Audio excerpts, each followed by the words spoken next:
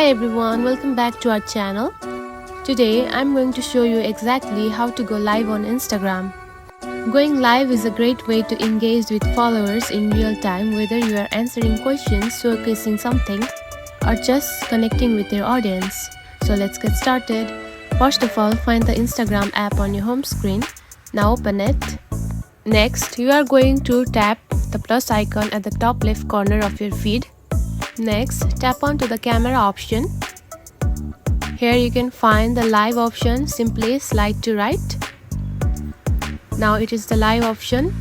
Now simply record the live button.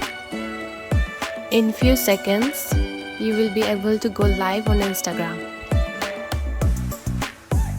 Now you are on live, you can interact with viewers in real time.